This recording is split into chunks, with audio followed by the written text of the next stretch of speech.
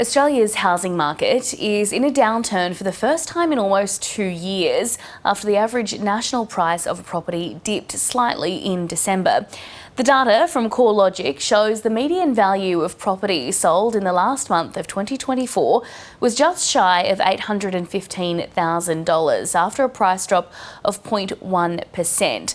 But with so much of the population not even thinking about purchasing property, what does this mean for renters?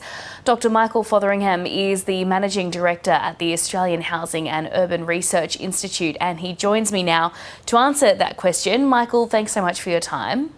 Thank you. This is an ever so slight downturn. Any news like this is good for buyers, but what does it mean for renters?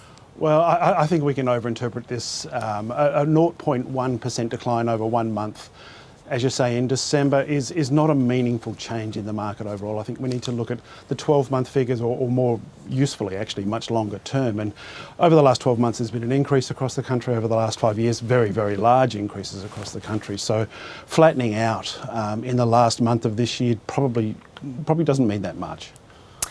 Yeah, I was going to ask, I guess, whether we can put that 0.1% into perspective for us. How significant is it really?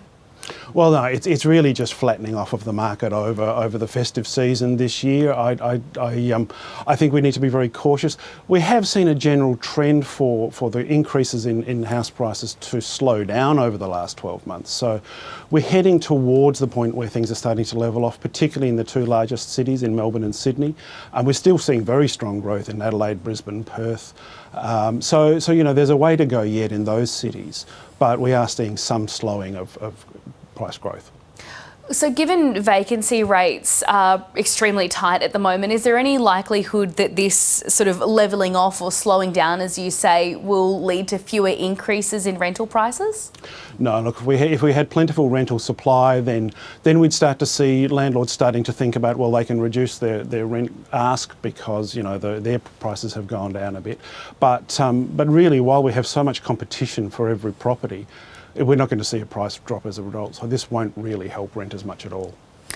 Looking forward to later on this year, if the Reserve Bank does reduce interest rates, what impact would that have on the rental market? Well, I'm not keen to guess what the Reserve Bank's going to do. A lot of people have tried that and come off the wrong way.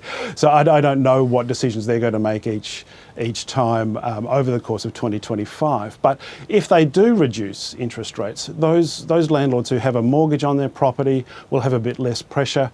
So that might, in the long term, help renters, or at least reduce the upward pressure on rents that we're currently seeing. But without a great increase in rental supply, we're not going to see a lot of change for renters.